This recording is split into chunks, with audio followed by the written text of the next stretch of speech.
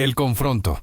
Parte 1. El grito atravesó el aire húmedo de Caracas como una bala perdida, silenciando instantáneamente las conversaciones de 200 personas. En ese momento nadie imaginaba que lo que estaba a punto de suceder se convertiría en el video más compartido de Venezuela en las siguientes 48 horas. La tensión había comenzado 3 horas antes, cuando el primer autobús amarillo se detuvo frente a la Universidad Central. De él descendieron 32 miembros de la Iglesia Bautista Emanuel, todos vestidos con sus mejores ropas dominicales a pesar de ser jueves. El pastor Rodrigo Mendoza, un hombre de 32 años con rostro angular y corbata azul marino, llevaba bajo el brazo una gastada Biblia Reina Valera, y en su rostro la expresión de quien se prepara para una batalla espiritual. Su testimonio personal como ex homosexual convertido al cristianismo evangélico lo había convertido en una figura controversial pero respetada dentro de su denominación. Su congregación lo siguió en silencio por los pasillos de mármol agrietado de la universidad. Las suelas de goma de sus zapatos producían un eco monótono que resonaba entre las columnas de estilo neoclásico, mientras el sol caraqueño se filtraba a través de las ventanas manchadas por años de lluvia y smog urbano. Venezuela atravesaba una de sus crisis más profundas, pero la fe, paradójicamente, parecía crecer en proporción inversa a la escasez. El Auditorio Simón Bolívar había visto mejores días. Las butacas de terciopelo rojo mostraban el desgaste de décadas de uso, algunas con resortes sobresaliendo y otras con tapicería rasgada que había sido reparada con cinta adhesiva. El aire acondicionado funcionaba de manera intermitente, creando una sinfonía de ruidos mecánicos que competía con las conversaciones susurradas de la audiencia. Los católicos habían llegado primero. Ocupaban las primeras 5 filas con la organización militar que caracteriza a quienes han asistido a misa desde la infancia. Las señoras mayores, con sus rosarios envueltos alrededor de los dedos arrugados, intercambiaban miradas conocedoras con otras feligresas que reconocían de la parroquia Santa Teresa. Los hombres, muchos de ellos comerciantes del centro de Caracas, revisaban sus teléfonos mientras esperaban, algunos chequeando los precios del dólar paralelo que cambiaba hora tras hora. En las filas del fondo, un grupo diferente tomaba posición. Los evangélicos de varias denominaciones habían acudido al llamado que circuló por WhatsApp durante toda la semana. Adventistas, pentecostales, bautistas y presbiterianos compartían un territorio común por primera vez en meses, unidos por la oportunidad de presenciar lo que algunos llamaban el evento del año en círculos religiosos caraqueños. María Elena Castillo, secretaria de 58 años y miembro activa de la Iglesia Católica, San José de Chacao, había llegado 2 horas antes del evento. Había tomado 3 autobuses desde el este de Caracas, invirtiendo casi todo su sueldo semanal en transporte, pero no podía perderse la oportunidad de ver al famoso Padre Luis Toro en persona.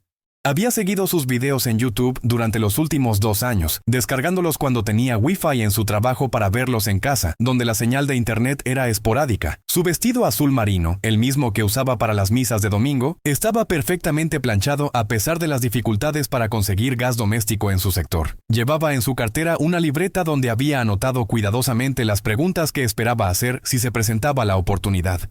Sus manos, curtidas por años de trabajo doméstico para familias acomodadas, sostenían con delicadeza un rosario que había pertenecido a su madre. 3 filas detrás, Andrés Gutiérrez, mecánico de 35 años y diácono de la Iglesia Bautista Nueva Jerusalén, ajustaba nerviosamente su corbata prestada. No estaba acostumbrado a usar traje, pero su pastor le había insistido en que la ocasión lo ameritaba. Había cerrado su taller toda la mañana, perdiendo los ingresos de al menos 2 trabajos, pero consideraba que algunas batallas espirituales valían cualquier sacrificio económico. Sus compañeros de congregación lo rodeaban como una muralla silenciosa. Entre ellos estaba Carmen Rodríguez, maestra de escuela dominical y madre de 4 hijos, quien había dejado a sus niños con una vecina para no perderse el evento.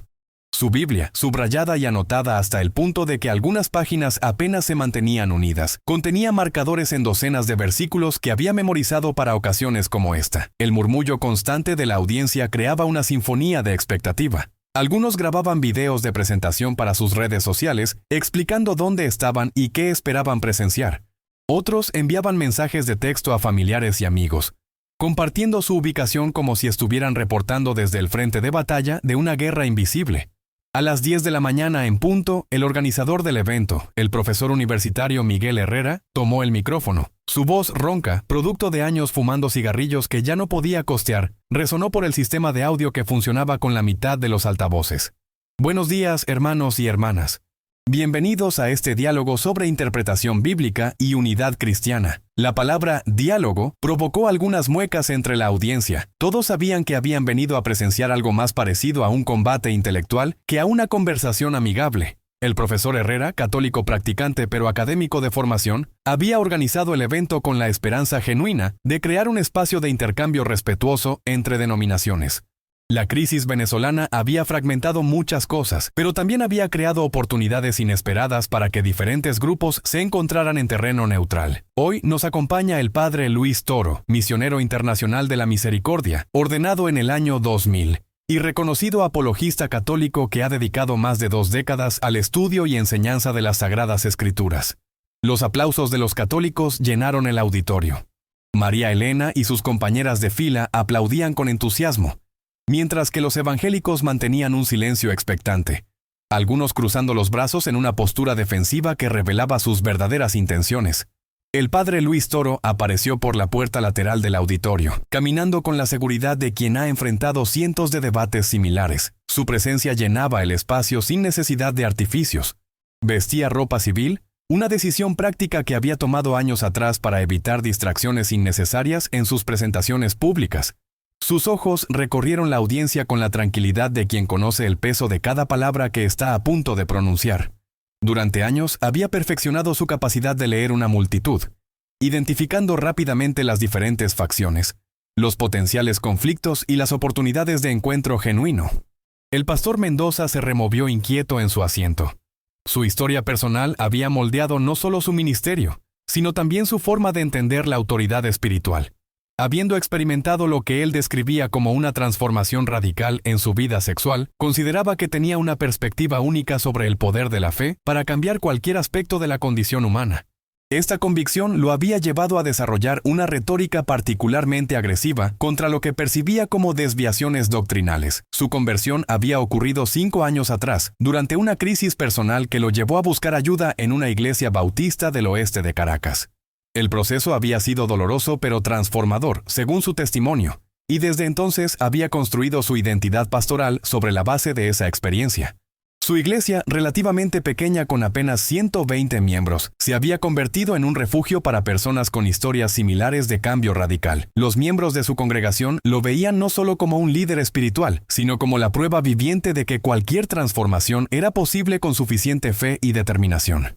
Esta percepción había alimentado en Mendoza una confianza casi combativa en sus convicciones, que se manifestaba especialmente cuando se enfrentaba a autoridades religiosas que consideraba corruptas o desviadas. El padre Luis Toro tomó el micrófono y su voz clara resonó por todo el auditorio sin necesidad de alzar el tono. Buenos días, hermanos. Es un honor estar aquí con ustedes en esta mañana caraqueña. Su acento evidenciaba sus raíces venezolanas, pero su dicción revelaba años de estudio y práctica oratoria. No había afectación en su forma de hablar, sino la naturalidad de quien ha aprendido a comunicarse con audiencias diversas sin perder autenticidad. Vengo ante ustedes no como alguien que tiene todas las respuestas, sino como un hermano en la fe que ha dedicado su vida al estudio de las Sagradas Escrituras y al servicio de Dios en su Santa Iglesia.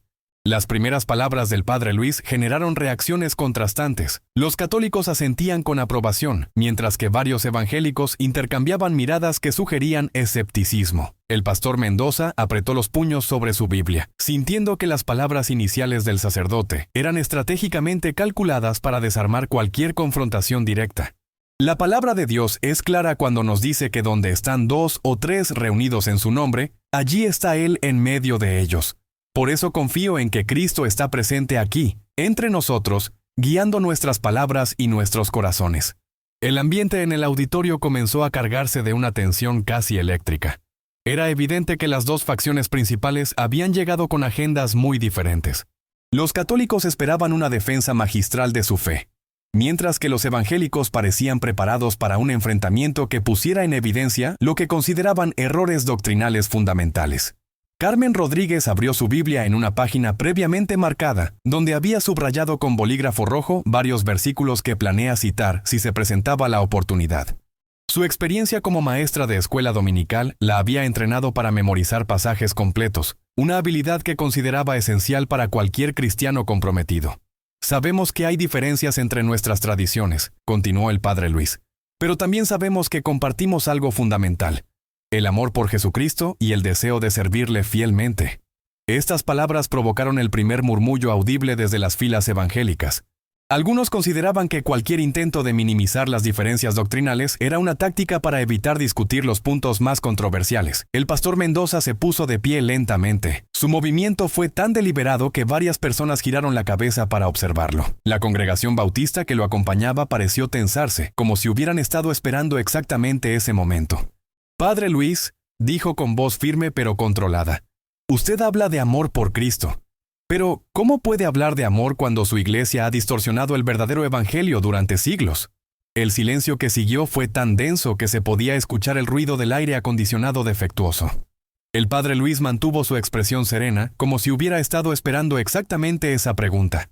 «Pastor Mendoza, me da gusto que haga esa pregunta porque nos da la oportunidad de examinar juntos qué significa realmente el evangelio». La respuesta calmada del sacerdote contrastaba notablemente con la energía combativa que emanaba del pastor. Era evidente que ambos hombres tenían experiencia en este tipo de intercambios, pero sus estilos eran completamente diferentes. Mendoza no había terminado. Su historia personal le había enseñado que los momentos de transformación requerían confrontación directa, no diplomacia suave. Su iglesia enseña que la salvación viene por obras, no por fe. Enseña que María es corredentora. Enseña que el Papa es infalible. Estas no son diferencias menores, Padre Luis. Estas son herejías que condenan almas al infierno. El auditorio explotó en murmullos. Los católicos se movían inquietos en sus asientos, algunos visiblemente ofendidos por la acusación directa. Los evangélicos, por el contrario, parecían energizados por la franqueza de su representante. María Elena Castillo sintió que su rostro se encendía de indignación. Había venido esperando un intercambio respetuoso, no una acusación directa de herejía contra su fe. Sus dedos se cerraron con más fuerza alrededor del rosario, buscando en la oración familiar un ancla para su creciente molestia. El padre Luis permaneció inmóvil durante varios segundos, permitiendo que la tensión del momento se asentara completamente antes de responder.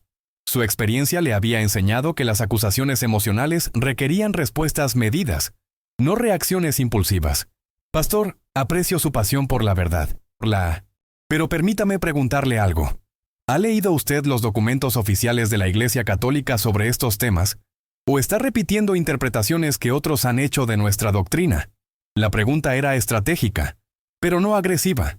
El tono seguía siendo conversacional, pero ahora había un filo sutil que no había estado presente antes. Mendoza sintió que el terreno cambiaba bajo sus pies. Había esperado una defensa emocional, no una contrapregunta que pusiera en cuestión la profundidad de su investigación.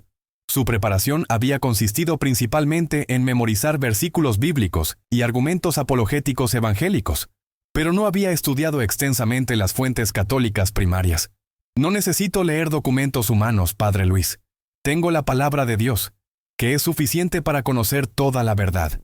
Esta respuesta generó aplausos dispersos entre los evangélicos, pero también algunas expresiones de preocupación. Incluso algunos de los protestantes más educados reconocían que la declaración de su pastor podía ser percibida como antiintelectual. El padre Luis asintió con comprensión aparente. «Estoy completamente de acuerdo en que la palabra de Dios es suficiente, pastor. Pero permítame preguntarle, ¿quién decidió qué libros forman parte de la Biblia que usted sostiene en sus manos?» La pregunta cayó como una bomba silenciosa en el auditorio. Era simple, directa, y tocaba uno de los puntos más vulnerables de la teología protestante fundamentalista. Mendoza vaciló por primera vez. Su formación teológica, aunque sincera, había sido informal y centrada en la memorización de versículos más que en el estudio histórico del cristianismo primitivo. La Biblia se canonizó por inspiración divina. ¿Pero por medio de quién, pastor? ¿Quién tomó esas decisiones concretas? ¿Cuándo ocurrió? ¿Bajo qué criterios? Las preguntas se sucedían con la precisión de un cirujano, cada una construyendo sobre la anterior. El padre Luis no había alzado la voz, no había mostrado agresividad, pero había logrado poner al pastor en una posición defensiva con una serie de cuestiones históricas fundamentales. El rostro de Mendoza comenzó a enrojecerse. Sentía que el control de la conversación se le escapaba, y su instinto de combate se activó completamente. «Los curas son unos pecadores». El grito salió de su garganta con una fuerza que sorprendió incluso a sus propios seguidores. El auditorio se sumió en un silencio absoluto, como si el aire mismo hubiera sido succionado del espacio. El pastor Rodrigo Mendoza se había puesto completamente de pie, con el rostro encendido por una mezcla de frustración teológica e indignación personal. Sus 32 años de vida, marcados por una conversión que él consideraba milagrosa, se concentraban en ese momento de confrontación total. Ustedes han engañado a la gente durante siglos, venden indulgencias, adoran imágenes, practican la idolatría. Los curas son unos pecadores que han corrompido el verdadero evangelio de Cristo. Su voz resonaba por todo el auditorio, amplificada no solo por el sistema de sonido, sino por la acústica natural del espacio. Las palabras rebotaban entre las paredes agrietadas, creando un eco que parecía multiplicar la acusación. Los miembros de su congregación se habían puesto de pie también, algunos aplaudiendo, otros gritando «Amén» con fervor pentecostal. La atmósfera se había transformado completamente, pasando de un debate teológico a algo que parecía más bien un avivamiento evangélico combativo. Carmen Rodríguez levantó su Biblia por encima de la cabeza, gritando «La palabra de Dios es clara, solo Cristo salva». Andrés Gutiérrez, el mecánico diácono, señalaba hacia el frente donde estaba el padre Luis, repitiendo, «Falsos maestros, falsos maestros». Del lado católico, la reacción fue inicialmente de shock silencioso. María Elena Castillo se había llevado las manos al pecho, su rosario enredado entre los dedos temblorosos. Nunca había presenciado un ataque tan directo y público contra su fe, y la experiencia la dejaba sin palabras. Otros católicos comenzaron a reaccionar con indignación creciente. Un hombre mayor desde la tercera fila gritó, «¡Respeto! Esto es una universidad, no un circo». Pero el pastor Mendoza no había terminado. La adrenalina de la confrontación había liberado años de frustración acumulada contra lo que él percibía como la corrupción institucional del cristianismo. Ustedes rezan a María como si fuera Dios. Llaman padre a un hombre cuando Cristo dijo claramente que solo hay un padre que está en los cielos. Practican el celibato cuando la Biblia dice que es mejor casarse que abrazarse. Son una secta, no la Iglesia de Cristo. Cada acusación era lanzada con la convicción de quien cree estar peleando literalmente por las almas eternas de las personas presentes.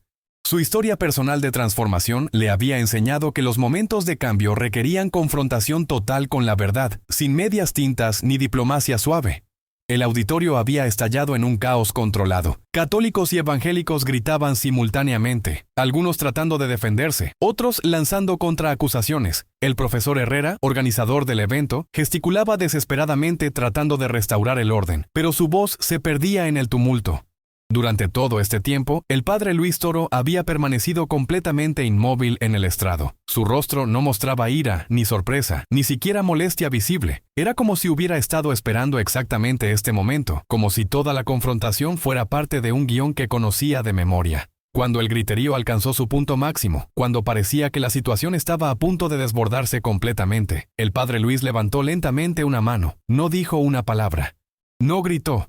No hizo ningún gesto dramático. Simplemente levantó la mano derecha, con la palma abierta hacia la audiencia. El efecto fue extraordinario. Como ondas en un estanque, el silencio comenzó a extenderse desde las primeras filas hacia atrás. Las personas que estaban más cerca del estrado se callaron primero, luego las del medio, hasta que finalmente toda la audiencia guardó silencio. El pastor Mendoza, que había estado gritando con los ojos cerrados, abrió los ojos y se encontró con que era la única voz que resonaba en el auditorio. Su última palabra, secta, se colgó en el aire como un eco solitario. El silencio que siguió era tan absoluto que se podía escuchar la respiración agitada del pastor, el zumbido intermitente del aire acondicionado y el tráfico lejano de Caracas que se filtraba por las ventanas del edificio universitario. El padre Luis bajó la mano lentamente, y cuando habló, su voz era apenas un murmullo que, paradójicamente, llegaba con claridad cristalina a cada rincón del auditorio. «Pastor Mendoza», dijo, y en esas dos palabras había una autoridad tranquila que detuvo cualquier impulso de interrupción. ¿Podría decirme cuál fue el primer acto público de Jesús según el Evangelio de Juan? La pregunta era tan inesperada, tan aparentemente desconectada de las acusaciones que acababan de volar por el aire, que desarmó completamente la tensión combativa que había dominado el espacio. Mendoza parpadeó varias veces como si estuviera emergiendo de un trance. Su mente, que segundos antes había estado funcionando en modo de combate total, ahora tenía que procesar una pregunta bíblica específica.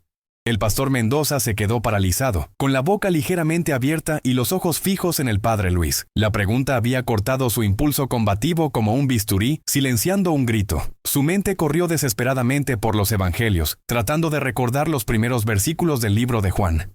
El silencio se extendía como miel espesa por todo el auditorio. 200 personas contenían la respiración, sintiendo que estaban presenciando algo que trascendía un simple debate religioso. Era como si el aire mismo hubiera cambiado de densidad. El bautismo, murmuró Mendoza, su voz ahora incierta, despojada de la furia que la había caracterizado momentos antes. No, pastor, respondió el padre Luis con una paciencia que sonaba genuina, no condescendiente. El primer acto público de Jesús, según Juan, fue convertir agua en vino en las bodas de Caná. ¿Recuerda quién le pidió que realizara ese milagro? María Elena Castillo sintió que su corazón se aceleraba. Conocía perfectamente esa historia. La había escuchado cientos de veces en misas dominicales, pero nunca había considerado su importancia en un contexto como este.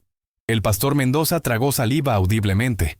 Su formación bíblica era sólida en muchos aspectos, pero la pregunta específica lo había tomado desprevenido, especialmente después del torrente emocional que había descargado minutos antes. Su madre, respondió finalmente, las palabras saliendo como si las estuviera extrayendo de algún lugar profundo y reluctante de su memoria. Exactamente.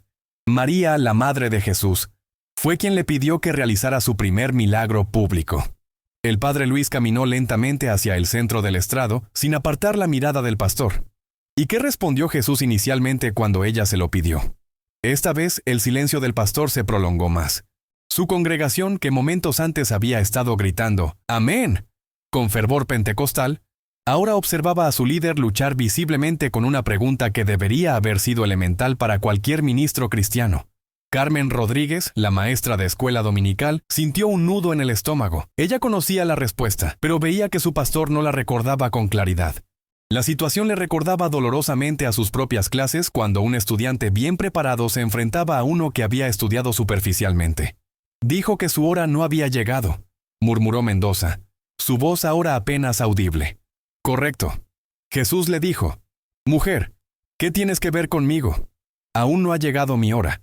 Pero luego, ¿qué pasó, pastor? Andrés Gutiérrez, el mecánico diácono, se movió inquieto en su asiento. Podía ver que su pastor estaba siendo sistemáticamente desarmado, no con gritos o acusaciones, sino con preguntas bíblicas precisas que requerían conocimiento específico de las Escrituras. Él realizó el milagro de todas formas, admitió Mendoza, su voz ahora cargada de una tensión diferente, no de combate, sino de reconocimiento de que estaba siendo superado intelectualmente. Exacto. Jesús cambió de opinión por la intercesión de su madre.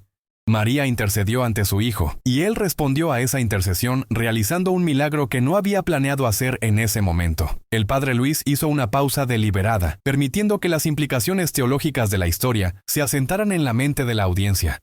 Ahora, pastor Mendoza, ¿puede explicarme cómo esto se relaciona con su acusación de que los católicos adoramos a María?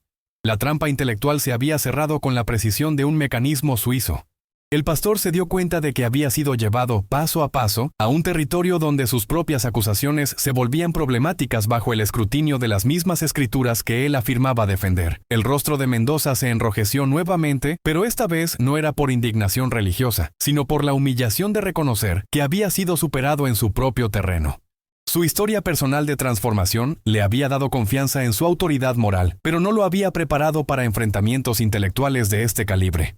Eso no significa que podamos orar a María como si fuera Dios, respondió, tratando de recuperar algo de terreno, pero su voz había perdido la convicción absoluta que la había caracterizado al inicio. Por supuesto que no, pastor, y la Iglesia Católica nunca ha enseñado que María es Dios.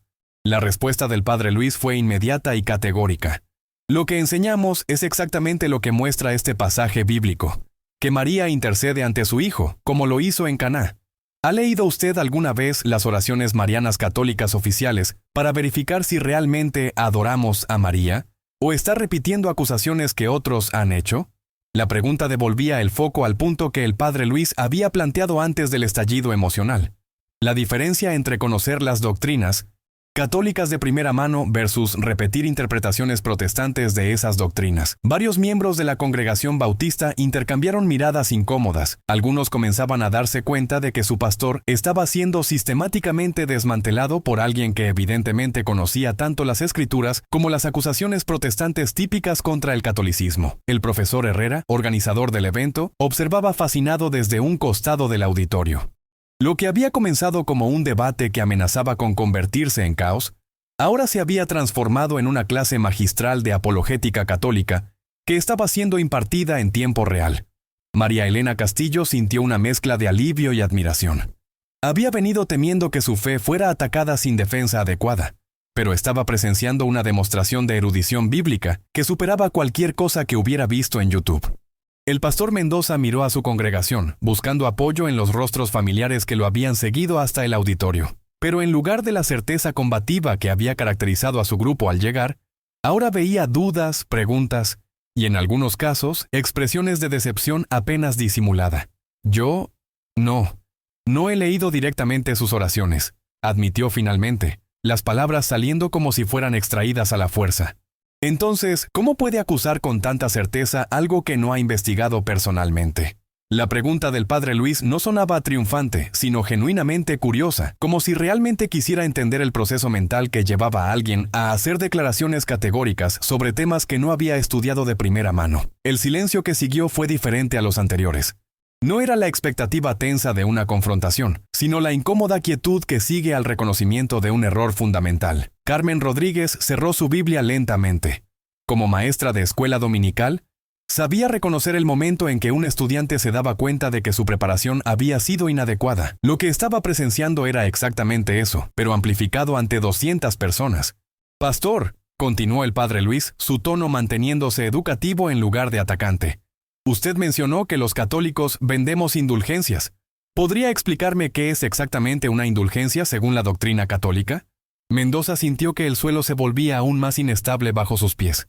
Su conocimiento sobre indulgencias se limitaba a las acusaciones históricas protestantes sobre los abusos del siglo XVI, pero no tenía idea de cómo la Iglesia Católica moderna definía o practicaba las indulgencias. Son formas de comprar el perdón de Dios, respondió, repitiendo una frase que había escuchado en seminarios anticatólicos. «No, pastor. Esa es una caracterización incorrecta que se basa en abusos históricos que la propia Iglesia Católica condenó y corrigió hace siglos». El padre Luis se acercó ligeramente al borde del estrado, como un maestro que quiere asegurarse de que su estudiante más distante pueda escuchar claramente. Una indulgencia es la remisión de la pena temporal debida por pecados ya perdonados. Nunca se ha enseñado oficialmente que se puede comprar el perdón de Dios. ¿Ha leído usted el Catecismo de la Iglesia Católica sobre este tema? La respuesta era obvia, sin necesidad de ser verbalizada. El rostro del pastor Mendoza había adquirido un color ceniciento que contrastaba marcadamente con el rojo encendido de minutos anteriores. Andrés Gutiérrez sintió una creciente incomodidad. Había cerrado su taller y perdido un día de trabajo para venir a presenciar lo que esperaba fuera una victoria teológica de su denominación. En cambio, estaba viendo a su pastor ser sistemáticamente desmantelado por alguien que evidentemente había dedicado décadas al estudio serio de estos temas. Usted también mencionó que llamamos Padre a los sacerdotes cuando Cristo dijo que solo hay un Padre en los cielos, continuó el padre Luis. ¿Podría decirme qué dice Pablo en 1 Corintios, capítulo 4, versículo 15? Esta vez el pastor Mendoza ni siquiera intentó responder. Su silencio era una admisión tácita de que no recordaba el versículo específico. Pablo dice, aunque tengan 10,000 pedagogos en Cristo, no tienen muchos padres, pues en Cristo Jesús yo los engendré por medio del Evangelio. El padre Luis citó de memoria, con la fluidez de quien ha recorrido estos versículos miles de veces. Pablo se llama a sí mismo Padre Espiritual de los Corintios. ¿Estaba Pablo contradiciéndose con las palabras de Cristo? La lógica era implacable. Si llamar padre a un líder espiritual era incorrecto, entonces el apóstol Pablo había cometido el mismo error que los católicos. Si Pablo tenía razón al usar el término en sentido espiritual, entonces la objeción protestante carecía de fundamento bíblico. Varios miembros de la congregación bautista comenzaron a removerse visiblemente en sus asientos. Lo que había comenzado como un día de victoria espiritual se estaba convirtiendo en una experiencia profundamente incómoda de ver a su líder ser superado repetidamente en conocimiento bíblico. María Elena Castillo se dio cuenta de que estaba sonriendo por primera vez en toda la mañana. No era una sonrisa de triunfo sobre los evangélicos, sino de alivio al ver que su fe podía ser defendida intelectualmente con herramientas que ella nunca había conocido. «Pastor Mendoza», dijo el padre Luis, su voz ahora adquiriendo un tono más serio. «Aprecio sinceramente su pasión por Cristo y su deseo de defender lo que considera la verdad. Pero permítame sugerirle algo. Antes de acusar a una iglesia de 2000 años de antigüedad de herejía, ¿No sería apropiado estudiar cuidadosamente lo que esa iglesia realmente enseña, en lugar de aceptar interpretaciones de segunda mano? El golpe final no fue gritado, ni dramático, ni insultante. Fue presentado como una sugerencia razonable, envuelta en un reconocimiento aparente de las buenas intenciones del pastor, pero su efecto fue devastador precisamente porque era innegablemente lógico y medido. El pastor Rodrigo Mendoza se sentó lentamente, como si sus piernas hubieran perdido la capacidad de sostenerlo. Su transformación personal, que había sido la fuente de su autoridad pastoral, no lo había preparado para enfrentamientos intelectuales de esta magnitud.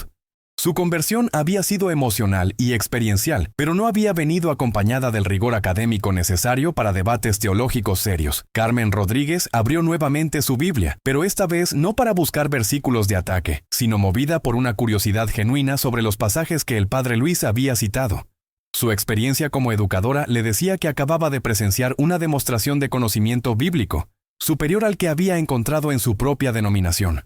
El silencio en el auditorio era ahora contemplativo en lugar de tenso. Era el silencio de personas procesando información nueva, reevaluando posiciones previamente consideradas incuestionables y reconociendo que la realidad era más compleja de lo que habían asumido. Andrés Gutiérrez miró a sus compañeros de congregación y vio en sus rostros el mismo desconcierto que él sentía.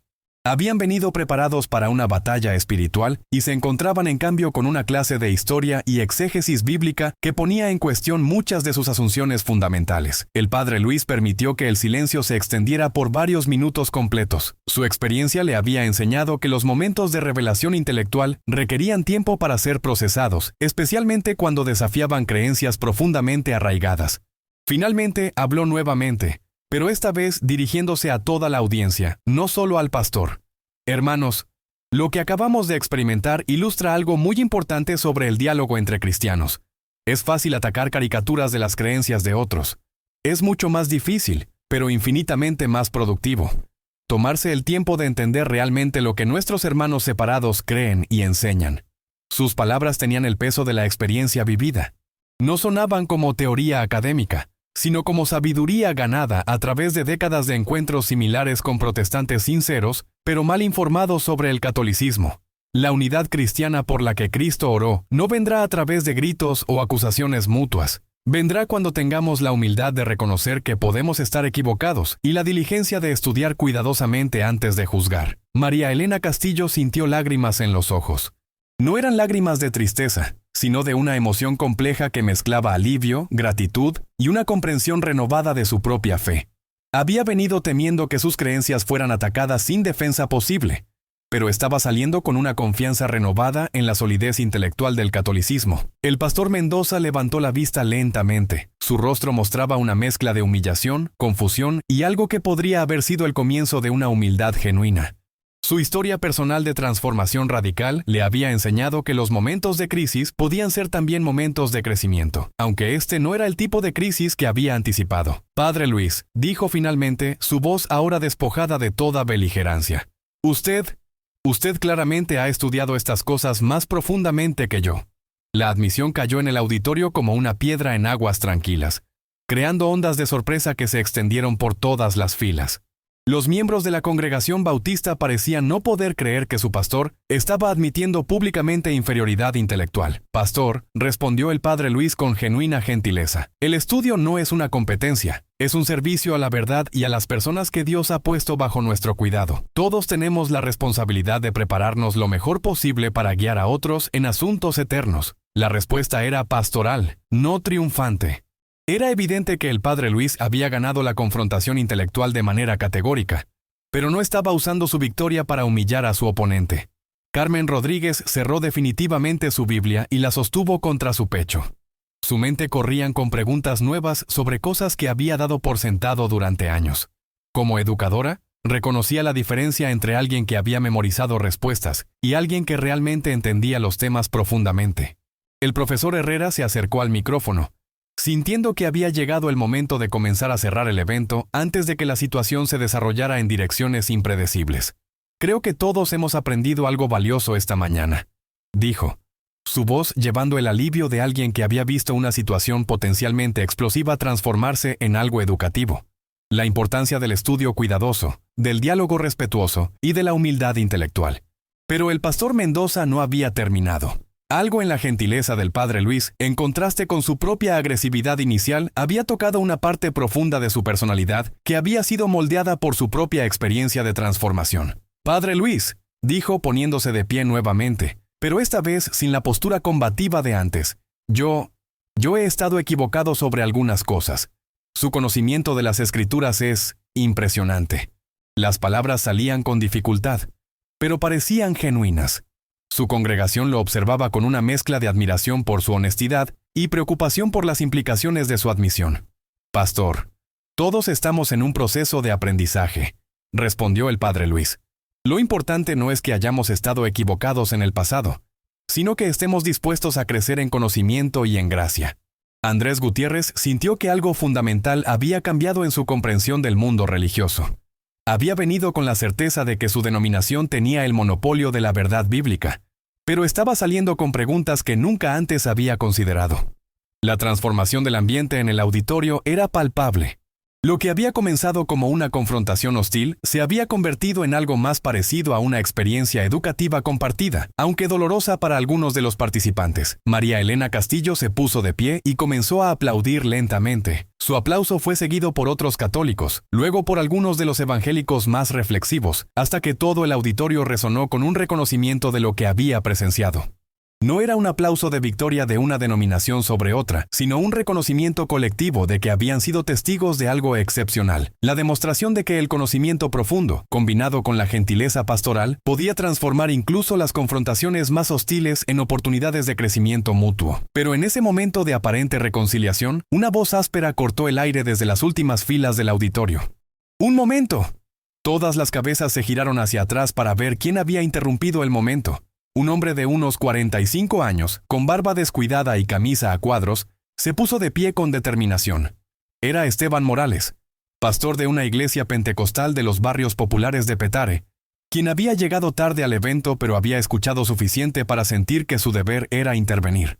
«Con todo respeto, padre Luis», gritó desde su posición en la fila 18. «Usted puede conocer mucho de la Biblia, pero no puede negar los siglos de corrupción de su iglesia. No puede negar los escándalos. No puede negar la riqueza del Vaticano mientras la gente sufre hambre». El aplauso se detuvo abruptamente, como si alguien hubiera desconectado el sonido del auditorio. La tensión, que había parecido resolverse, regresó instantáneamente pero con una energía diferente. Esta vez no era ignorancia teológica la que atacaba, sino acusaciones históricas y morales que tocaban heridas reales en la percepción pública del catolicismo. El pastor Mendoza, que segundos antes había estado experimentando algo parecido a la humildad, sintió una extraña mezcla de alivio y renovada esperanza. Tal vez su congregación no lo vería como completamente derrotado si otro pastor tomaba la antorcha del combate. María Elena Castillo sintió que su estómago se tensaba nuevamente. Las acusaciones del nuevo pastor no eran errores teológicos que pudieran ser corregidos con citas bíblicas. Eran señalamientos sobre hechos históricos que ella misma había cuestionado en privado durante momentos de duda personal. El padre Luis se giró hacia la fuente de la nueva voz, pero su expresión permaneció serena. Había enfrentado estas acusaciones miles de veces y sabía que requerían un enfoque diferente al que había usado con las objeciones doctrinales del pastor Mendoza. «Pastor Morales», dijo, leyendo aparentemente el nombre del interruptor en su rostro, aunque en realidad había escuchado susurros de identificación desde las primeras filas. «Tiene usted razón en que ha habido escándalos y corrupciones en la historia de la Iglesia Católica. No voy a negarlos ni a minimizarlos». La admisión directa sorprendió tanto a católicos como a protestantes. Muchos habían esperado una defensa o una justificación, no un reconocimiento franco de los problemas institucionales. «Pero permítame preguntarle algo, pastor», continuó el padre Luis, comenzando a caminar lentamente hacia el centro del estrado. «¿Juzga usted el cristianismo protestante por los escándalos de televangelistas que han robado millones a sus seguidores? ¿Lo juzga por pastores que han abusado sexualmente de miembros de sus congregaciones? ¿Lo juzga por denominaciones que han predicado prosperidad mientras viven en mansiones?» Esteban Morales sintió inmediatamente que el terreno cambiaba bajo sus pies, pero no estaba dispuesto a retroceder. «Eso es diferente. Nosotros no pretendemos ser infalibles. No pretendemos que nuestros líderes no puedan equivocarse». «Exactamente mi punto, pastor». La respuesta del padre Luis fue inmediata y precisa. «Los escándalos no invalidan la verdad de una institución. Invalidan a las personas que traicionan esa verdad. La existencia del mal uso no elimina la posibilidad del buen uso. Carmen Rodríguez se inclinó hacia adelante en su asiento, fascinada por la lógica del argumento. Como educadora, reconocía la estructura del razonamiento, distinguir entre la institución y las acciones de individuos dentro de esa institución. Pero el Papa pretende ser infalible, replicó Morales, sintiéndose más seguro en este terreno. Eso es una blasfemia. Pastor, ¿ha estudiado usted cuándo y en qué circunstancias se aplica la doctrina de la infalibilidad papal? La pregunta del padre Luis tenía el mismo tono educativo que había usado con Mendoza, pero ahora había una edge más afilada, como si fuera consciente de que estaba lidiando con un oponente diferente.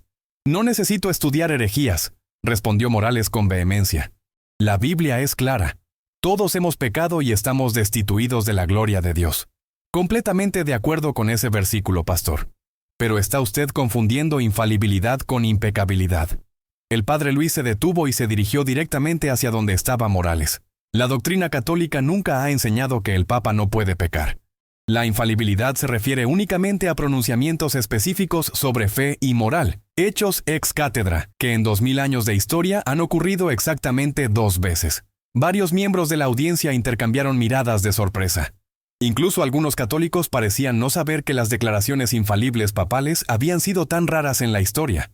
Andrés Gutiérrez, el mecánico diácono, susurró a su compañero de al lado. ¿Solo 2 veces en 2000 años? El pastor Morales vaciló por primera vez. Su conocimiento sobre la infalibilidad papal, como el de la mayoría de los protestantes, se basaba en caricaturas propagadas en círculos evangélicos, no en el estudio de la doctrina católica real. Además, continuó el padre Luis aprovechando la pausa, permítame preguntarle, ¿considera usted que las escrituras son infalibles? Por supuesto, son la palabra de Dios. Perfecto. Entonces, ¿usted cree en la infalibilidad de textos escritos por seres humanos cuando actúan bajo inspiración divina? ¿Por qué sería imposible que Dios preserve de error a un ser humano que habla bajo circunstancias específicas sobre fe y moral? La lógica era implacable. Si Dios podía inspirar infaliblemente a los escritores bíblicos, la posibilidad teórica de inspirar infaliblemente a un líder eclesiástico no era intrínsecamente imposible. María Elena Castillo sintió una oleada de admiración renovada. El padre Luis no solo defendía las doctrinas católicas, sino que las explicaba de maneras que ella nunca había escuchado, incluso después de décadas de asistencia regular a misa. El pastor Morales se dio cuenta de que estaba siendo superado intelectualmente, igual que había ocurrido con Mendoza, pero su experiencia ministerial en los barrios le había enseñado que cuando los argumentos teológicos fallan, siempre se puede apelar a las emociones y las necesidades prácticas de la gente. «Muy bien, padre», gritó cambiando completamente de táctica. «Hablemos de cosas prácticas. ¿Dónde está la Iglesia Católica cuando la gente no tiene comida? ¿Cuántos comedores populares tiene? ¿Cuántos programas de ayuda social?» La pregunta resonó por el auditorio con una fuerza diferente. Muchos de los presentes vivían los efectos de la crisis venezolana diariamente y las cuestiones de ayuda social tocaban realidades inmediatas de sus vidas. El padre Luis sonrió por primera vez en toda la mañana, pero no era una sonrisa de superioridad, sino de alguien que finalmente podía hablar de algo que lo apasionaba profundamente. Pastor Morales, me alegra que haga esa pregunta porque me permite hablar de algo que conozco de primera mano. Su tono cambió, volviéndose más personal e inmediato. Solo en Caracas, la Iglesia Católica opera 15 comedores populares que sirven más de 3,000 comidas diarias. ¿Quiere que le dé las direcciones? Esteban Morales parpadeó varias veces. No había esperado una respuesta tan específica y concreta. En Venezuela, continuó el padre Luis, su voz ahora cargada de una pasión que no había mostrado durante los debates teológicos, la Iglesia Católica opera más de 200 programas de asistencia social, desde clínicas médicas gratuitas hasta programas de alfabetización de adultos. Tenemos más trabajadores sociales que cualquier otra organización religiosa del país. Carmen Rodríguez se llevó la mano al corazón. Ella había visto algunos de estos programas en acción en su propio barrio, pero nunca había conectado la magnitud del trabajo social católico con los debates sobre doctrina que ocupaban tanto tiempo en las iglesias protestantes. ¿Y sabe qué, pastor Morales?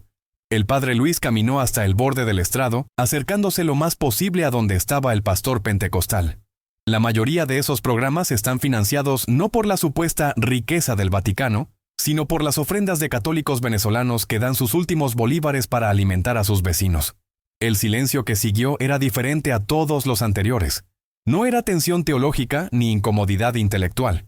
Era el silencio de personas reconociendo una verdad que habían pasado por alto en medio de debates doctrinales. Andrés Gutiérrez recordó súbitamente que la clínica donde había llevado a su hijo enfermo el mes anterior era administrada por monjas católicas. No había cobrado nada, y las hermanas habían tratado al niño con una dedicación que él había atribuido simplemente a profesionalismo médico, sin pensar en las motivaciones religiosas detrás del servicio. Pero hablemos de la riqueza del Vaticano, ya que lo mencionó. Continuó el padre Luis, su tono ahora adquiriendo el filo de alguien que ha decidido abordar una acusación que considera particularmente injusta. ¿Sabe usted cuál es el presupuesto anual del Vaticano? Morales permaneció en silencio, evidentemente sin conocer datos específicos. El presupuesto anual del Vaticano es de aproximadamente $400 millones. ¿Sabe cuál es el presupuesto de algunas mega iglesias protestantes individuales en Estados Unidos? La pregunta colgó en el aire como una bomba de relojería. Y todos los presentes sabían que la respuesta iba a ser incómoda para los protestantes. Algunas mega iglesias individuales tienen presupuestos que superan los 500 millones anuales. Una sola iglesia protestante maneja más dinero que toda la administración central de la Iglesia Católica Mundial. María Elena Castillo no conocía estas cifras, pero la comparación la golpeó como una revelación. Había escuchado tantas veces acusaciones sobre la riqueza católica que nunca había cuestionado si eran proporcionalmente exactas. El pastor Morales sintió que el terreno se desmoronaba completamente bajo sus pies.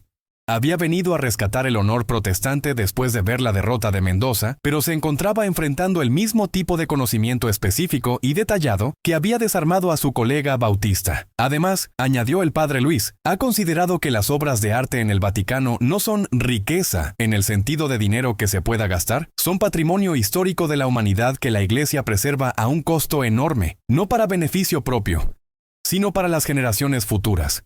Carmen Rodríguez se dio cuenta de que nunca había pensado en las obras de arte del Vaticano como gastos de preservación en lugar de lujos acumulados. La perspectiva cambió completamente su comprensión del tema. Pastor Morales, dijo el padre Luis, su voz ahora regresando al tono educativo que había caracterizado su manejo del pastor Mendoza. Aprecio profundamente su preocupación por los pobres.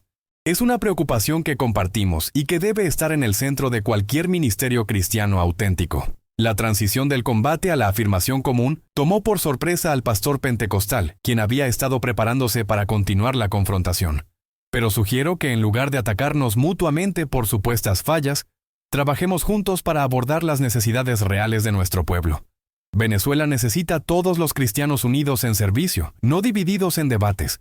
La propuesta sonaba razonable, pero Esteban Morales sentía que aceptarla implicaría admitir que sus ataques habían sido infundados. ¿Estaría usted dispuesto a visitar algunos de nuestros programas sociales?, preguntó el padre Luis.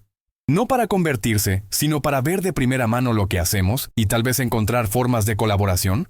La oferta era genuina y práctica, pero ponía al pastor en una posición difícil.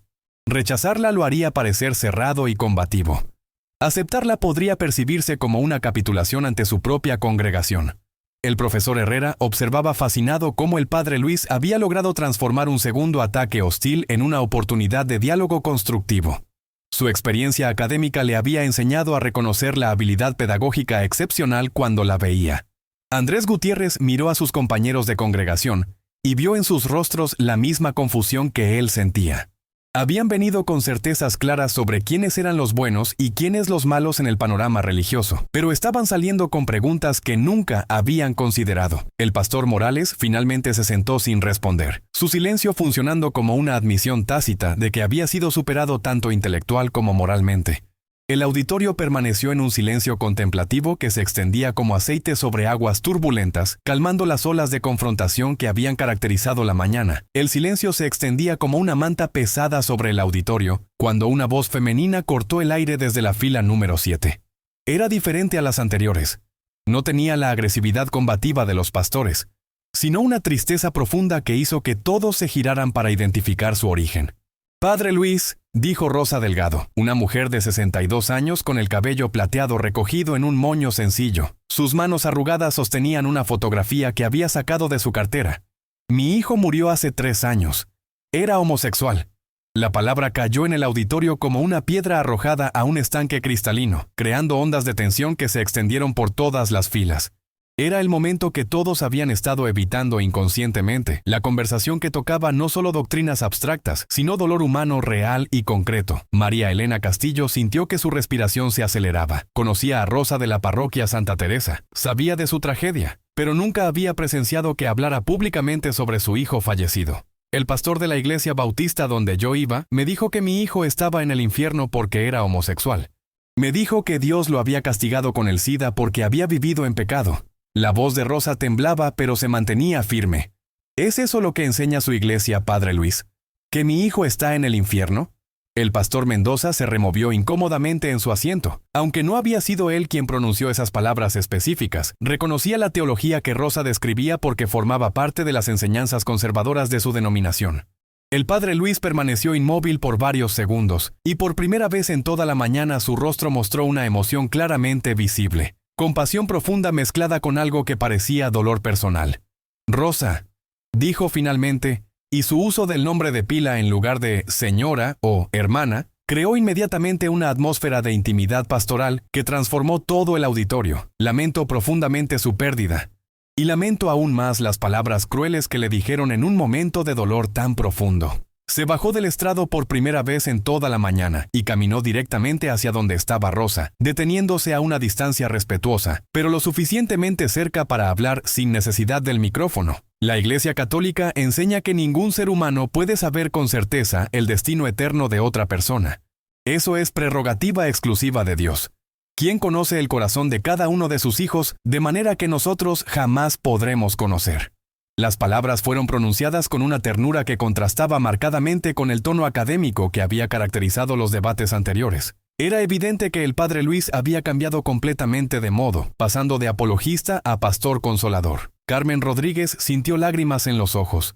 Como madre, podía imaginar el dolor de Rosa, y la respuesta del Padre Luis tocaba algo en su corazón maternal que trascendía las diferencias denominacionales.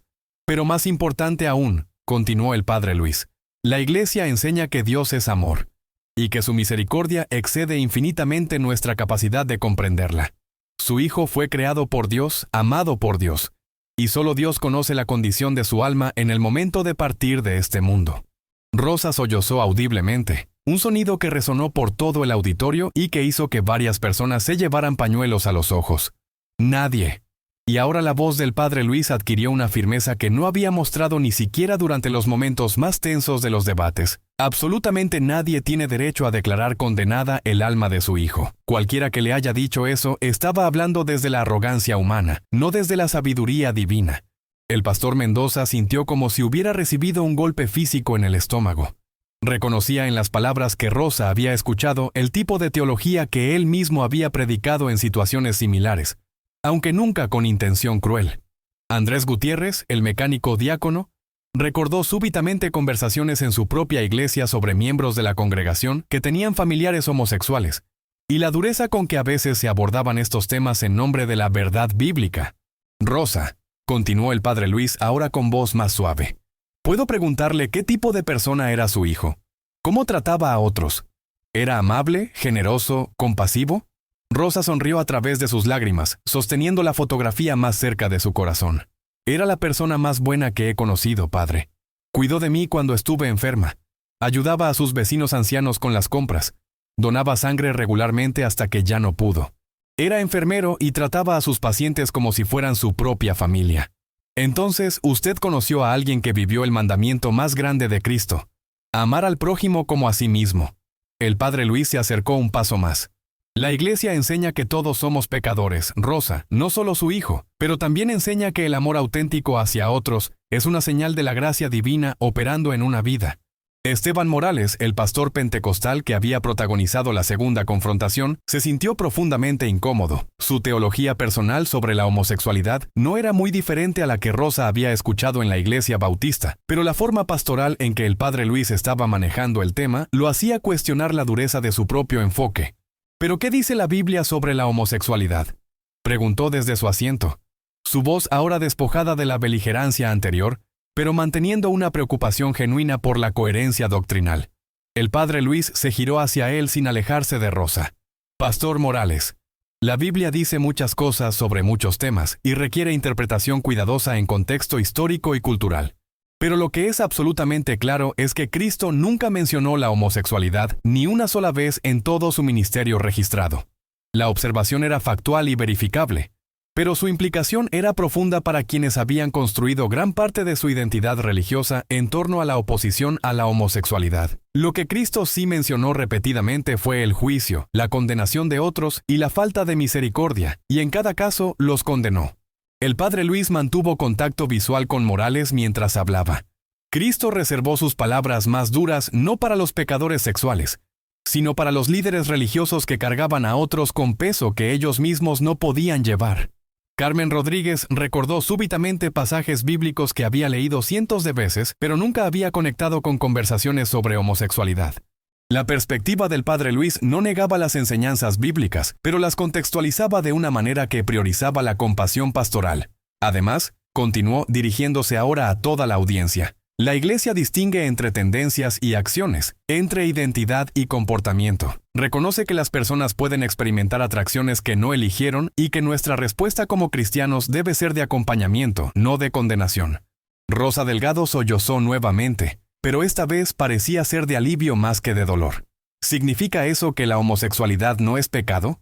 Preguntó una voz desde las filas católicas, evidenciando que incluso dentro de su propia denominación había confusión sobre estos temas. La enseñanza católica sobre la sexualidad es compleja y matizada, respondió el padre Luis, regresando a su tono educativo pero manteniendo la calidez pastoral.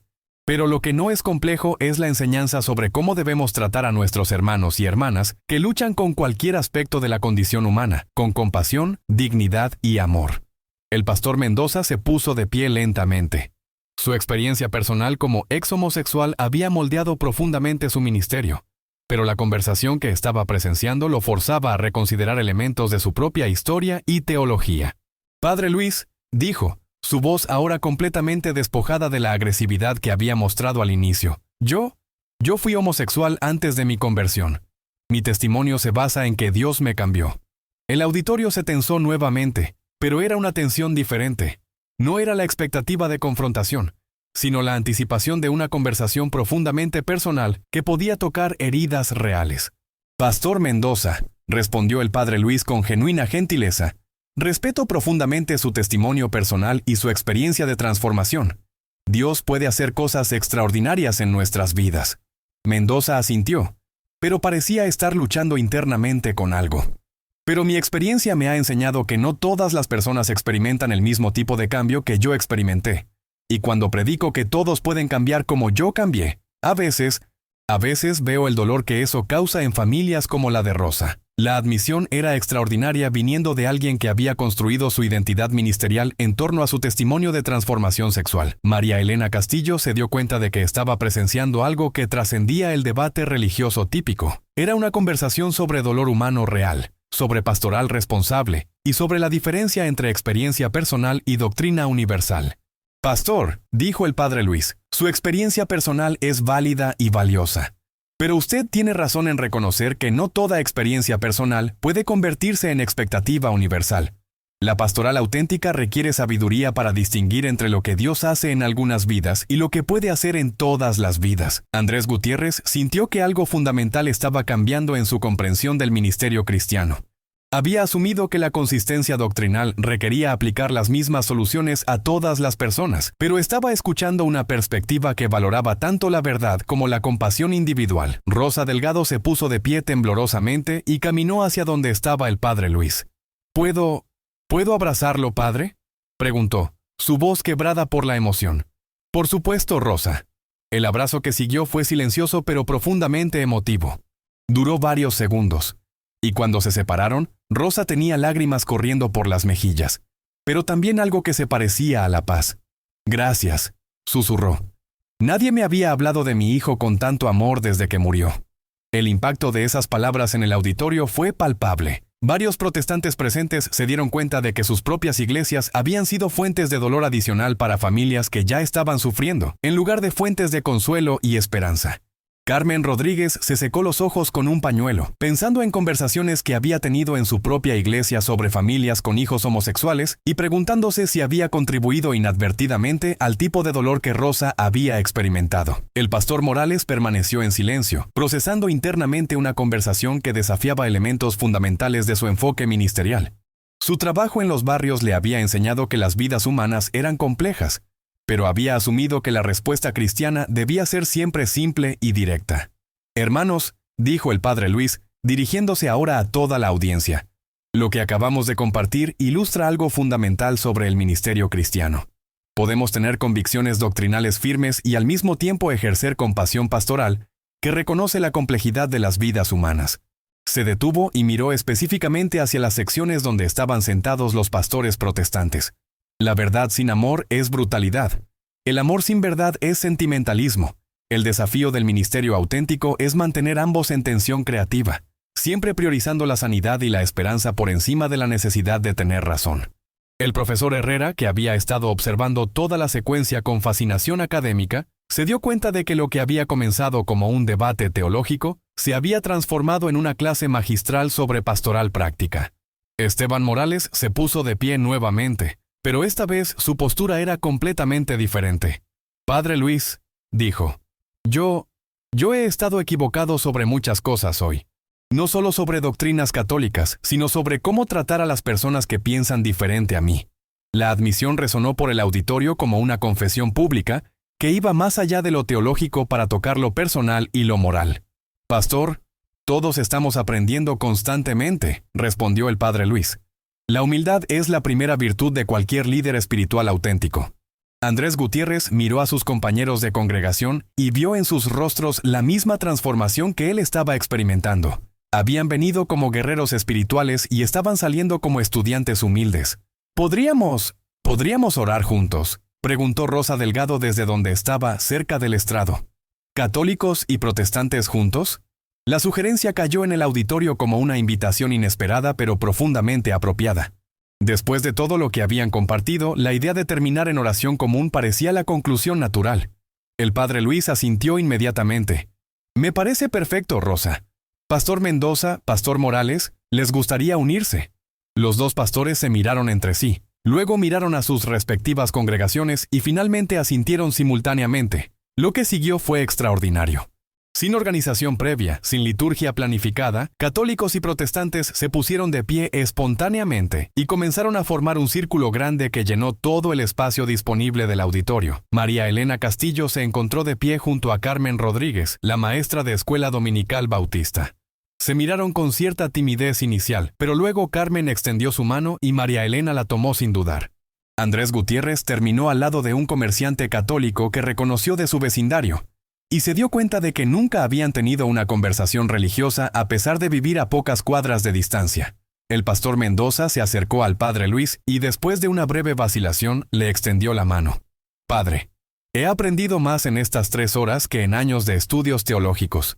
Gracias por su paciencia conmigo. Pastor, su honestidad y humildad han sido un regalo para todos nosotros. Gracias por estar dispuesto a crecer públicamente. Cuando el círculo se completó, el silencio que descendió sobre el auditorio era sagrado. No era la tensión de la confrontación ni la incomodidad del desacuerdo, sino la quietud reverente de personas que habían experimentado algo trascendente. El padre Luis ofreció una oración simple que mencionaba la búsqueda común de la verdad, el dolor compartido de ser humanos en un mundo difícil, y la esperanza de que el amor de Cristo pudiera superar las divisiones creadas por el orgullo y la ignorancia. Cuando terminó, el pastor Mendoza añadió una oración pidiendo perdón por las veces que habían juzgado sin entender, y por las heridas causadas en nombre de la defensa de la verdad. Rosa Delgado cerró con una oración simple por todos los padres que habían perdido hijos y por la gracia de encontrar esperanza en medio del dolor. Cuando las oraciones terminaron, nadie se movió inmediatamente. El círculo permaneció unido por varios minutos más, como si nadie quisiera romper el momento de unidad que habían experimentado después de horas de división. Finalmente comenzaron a separarse lentamente, pero en lugar del éxodo rápido típico de eventos académicos, las personas se quedaron conversando en pequeños grupos. Católicos y protestantes se mezclaban libremente, haciendo preguntas, intercambiando información de contacto y en algunos casos disculpándose por prejuicios previos. María Elena Castillo se acercó a Carmen Rodríguez y le preguntó si le gustaría visitarla alguna vez para seguir conversando sobre las diferencias y similitudes entre sus respectivas tradiciones. Andrés Gutiérrez le pidió al comerciante católico información sobre los programas de ayuda social que había mencionado el padre Luis, expresando interés en ver si su iglesia podía colaborar de alguna manera. El pastor Morales se acercó al padre Luis y le pidió disculpas específicas por sus acusaciones infundadas, preguntando si realmente podía visitar algunos de los programas católicos de asistencia social. Pastor, será un honor recibirlo, y espero que también pueda mostrarme algunos de los programas que su iglesia opera en Petare. Estoy seguro de que podemos aprender mucho unos de otros. Cuando el auditorio finalmente se vació, 2 horas después del tiempo programado para el final del evento, el profesor Herrera se quedó solo con el padre Luis, recogiendo los últimos papeles del estrado. Padre, dijo, en 30 años de vida académica, nunca he visto nada como lo que pasó aquí hoy. Profesor, lo que pasó aquí hoy no fue nada extraordinario. Fue simplemente lo que sucede cuando las personas están dispuestas a escuchar realmente, a aprender genuinamente, y a priorizar el amor por encima de la necesidad de tener razón. Mientras caminaban hacia la salida del auditorio Simón Bolívar, el sol de la tarde caraqueña se filtraba por las ventanas manchadas, creando patrones de luz dorada sobre las butacas vacías que habían sido testigos de una transformación extraordinaria. En las redes sociales, los videos del evento comenzaron a circular inmediatamente. Pero curiosamente, los clips que se volvieron virales no fueron los momentos de confrontación teológica, sino los momentos de reconciliación humana. El abrazo entre Rosa y el padre Luis, la disculpa pública del pastor Mendoza, la oración final con católicos y protestantes tomados de la mano. Para muchos venezolanos que vieron esos videos, lo que había ocurrido en la Universidad Central representaba algo que su país necesitaba desesperadamente: la posibilidad de que personas con diferencias profundas pudieran encontrar formas de respetarse, aprender unas de otras y trabajar juntas por el bien común. El pastor Rodrigo Mendoza regresó a su iglesia esa noche con una tarea difícil: explicar a su congregación por qué su pastor había admitido públicamente estar equivocado sobre tantas cosas, pero también regresó con una perspectiva ampliada sobre lo que significa realmente defender la fe cristiana. Rosa Delgado volvió a su casa con algo que no había tenido en 3 años: paz sobre el destino eterno de su hijo. No porque hubiera recibido garantías teológicas, sino porque había encontrado un espacio donde su dolor era honrado y su amor maternal era afirmado. María Elena Castillo durmió esa noche con una confianza renovada en su fe católica, pero también con un respeto nuevo hacia los protestantes sinceros que, como ella, buscaban servir a Dios lo mejor que sabían. Y en algún lugar de Caracas, el padre Luis Toro se preparaba para otro día de ministerio, sabiendo que lo que había ocurrido en el auditorio universitario era solo un ejemplo de lo que podía suceder cuando los cristianos elegían el diálogo por encima del debate, la comprensión por encima de la condena, y el amor por encima de la necesidad de tener razón.